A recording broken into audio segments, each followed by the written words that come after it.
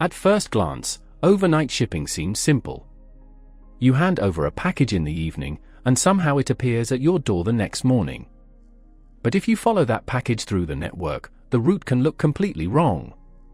A package going from Boston to New York, for example, may travel roughly 1,000 miles to Memphis before flying another 1,000 miles back, even though the cities are only about 200 miles apart. So why would the world's fastest shipping networks deliberately send a package away from its destination? Because the system isn't designed to find the shortest route for one package. It's designed to move millions of packages efficiently at the same time. If around 100 major American cities were all connected directly to one another, the network would require nearly 5,000 possible routes. Most of those flights would carry too little freight to make economic sense. Instead, carriers bring packages from many cities into a few central hubs, sort them together, and send them back out toward their destinations. The detour is what makes the network work. This is the hub-and-spoke model, and one of the companies that turned the idea into a global overnight network was FedEx. The concept goes back to 1965, when Yale student Fred Smith wrote an economics paper about a problem he believed traditional air freight couldn't solve. Computers and other increasingly automated systems were creating demand for small, expensive, time-sensitive parts, but air freight mainly moved as belly cargo on passenger aircraft, whose routes were designed for people rather than packages. Smith proposed a dedicated freight network built around a central hub, and the idea was partly inspired by the way banks moved checks through central clearinghouses overnight. The famous story says Smith received a C for the paper, but Smith himself later said he didn't remember the grade. What is clear is that he believed the idea strongly enough to risk his own money on it. He founded FedEx in 1971, invested roughly $4 million of his inheritance, and raised around $91 million in venture capital. After a failed soft launch involving 6 jets and 6 packages, Federal Express officially began operations on April 17, 1973, with 14 Dassault Falcon aircraft serving 25 cities. On its first real night, it carried only 186 packages. The company then came dangerously close to failure, losing around $30 million during its first 3 years. At one point, FedEx was struggling to pay its fuel bills, and Smith famously used the company's last $5,000 to play blackjack in Las Vegas.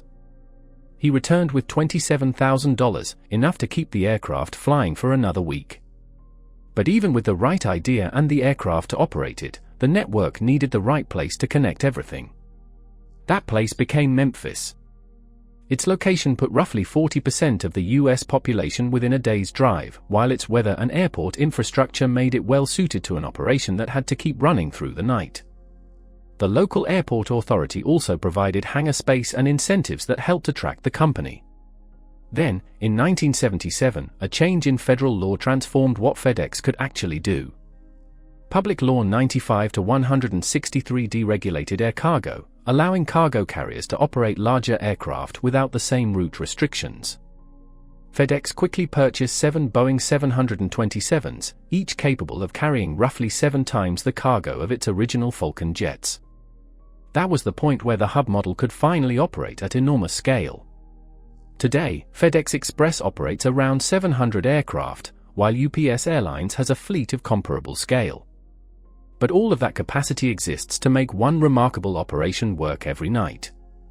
To see how it happens, follow one package. It's 6 p.m. in Phoenix, and a box is handed to a driver for overnight delivery to Charlotte.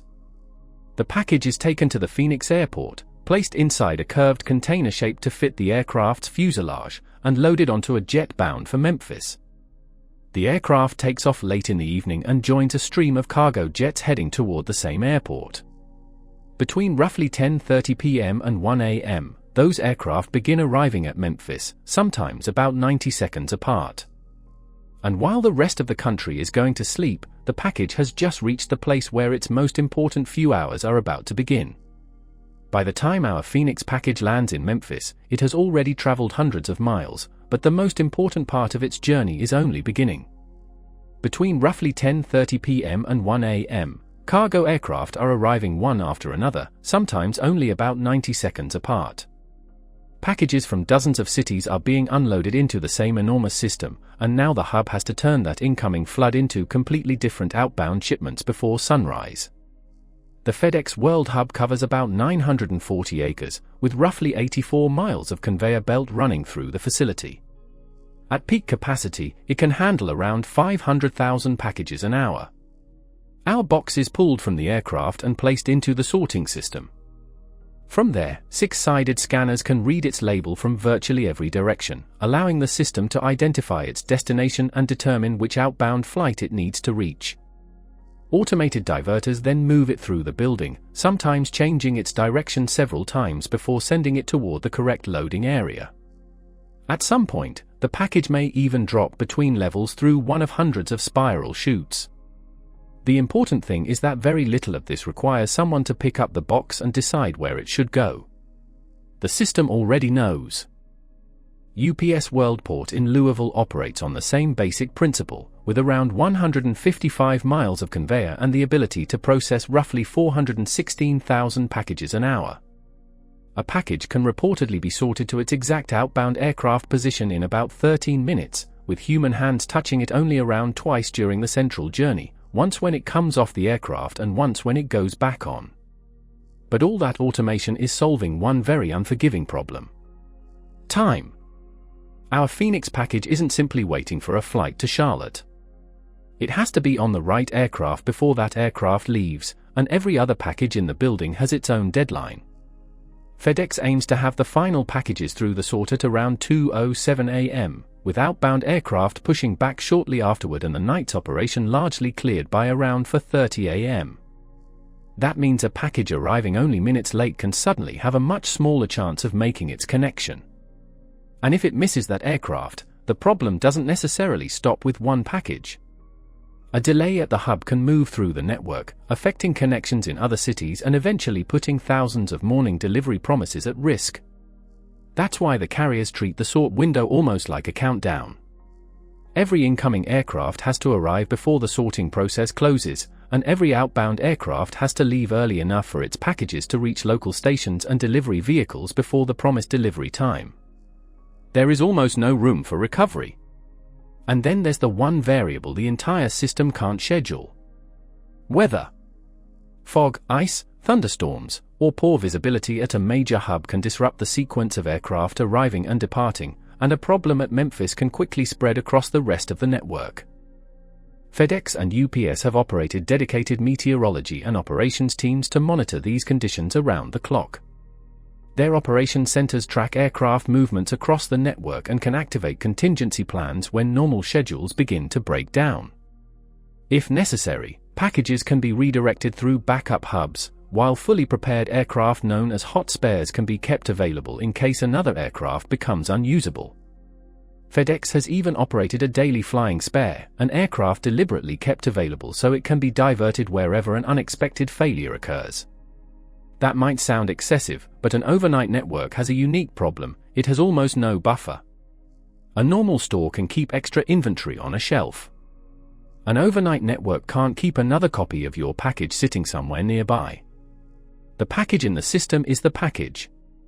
So while our Phoenix box is being sorted in Memphis, hundreds of thousands of other shipments are going through the same process, each one depending on the same narrow window of time. Eventually, our package makes the connection. It leaves Memphis in the middle of the night, reaches Charlotte around dawn, and moves into the local delivery network. The long-distance part is finished. But getting a package from an airport to one specific front door creates a completely different problem. And that's where overnight shipping starts running into the economics of the last mile. By the time our package lands in Charlotte around dawn, the hardest part of its overnight journey is over. It has crossed the country, passed through the Memphis hub, survived a sorting window measured in hours, and been loaded onto the aircraft that brought it to its destination. But the package still has to reach one specific address. And that final step is where the economics of shipping change completely. During the flight, hundreds of packages can share the same aircraft and travel together. Once they reach Charlotte, those packages begin separating. One may go to an office building, another to an apartment, and another to a house several miles away. This is the last mile, and it is one of the most difficult parts of the entire system to make efficient. The old business model was relatively simple: deliver dozens of packages to one company's loading dock. Residential delivery is different. Now the driver may have one package for one house, then another package several streets away, then another somewhere else. Every extra mile costs fuel and time, and even small inefficiencies can become significant when repeated across millions of deliveries. That's why carriers use route optimization software to constantly improve delivery routes, reducing wasted distance and time. Even something as simple as avoiding unnecessary left turns can matter, because waiting for traffic to clear can consume both fuel and valuable delivery time. But then e-commerce changed the problem again. At first, the explosion of online shopping looked like an enormous opportunity for companies such as FedEx and UPS. More online orders meant more packages moving through the network. The problem was that those packages were increasingly going to homes.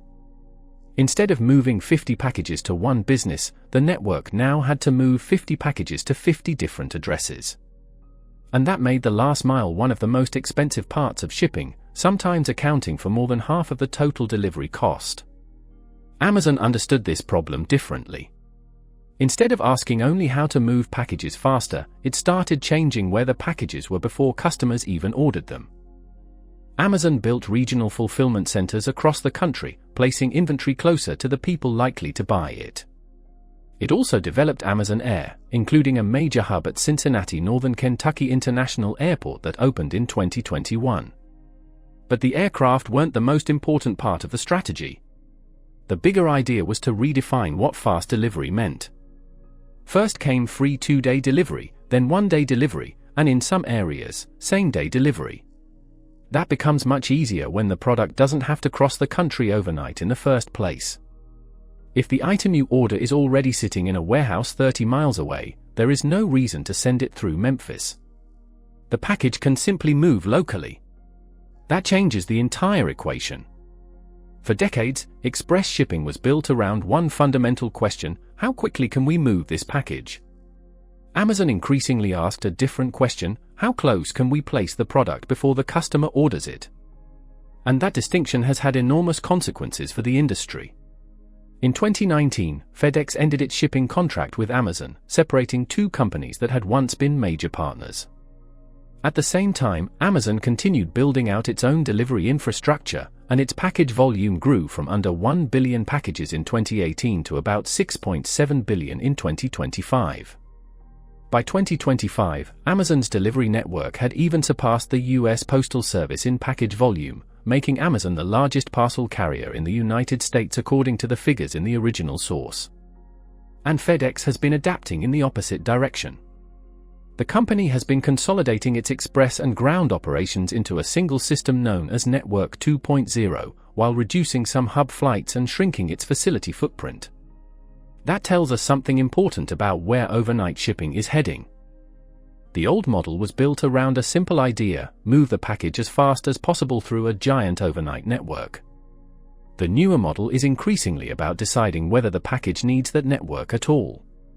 Some shipments still need to cross the country overnight, and for those, the hub-and-spoke system remains incredibly powerful. But other products can be stored regionally, moved by truck, or delivered from a fulfillment center that's already close to the customer. So the future of fast shipping may not be about making aircraft dramatically faster. It may be about making the distance they need to travel smaller. And that brings us back to the package we started with. At 6 p.m., it was a box in Phoenix.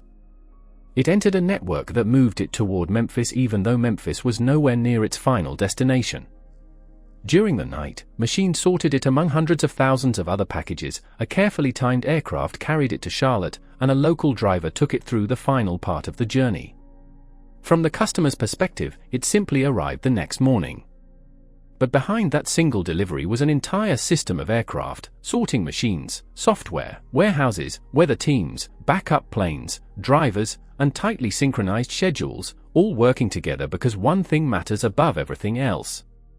The package has to be in the right place at the right time. That is what overnight shipping actually is. Not simply a faster way to move a box, but a network engineered so precisely that millions of separate journeys can happen together, every night, while almost everyone else is asleep. And the most interesting part is that the next generation of fast delivery may depend on something that sounds completely opposite to overnight shipping. Making the package travel less, not more.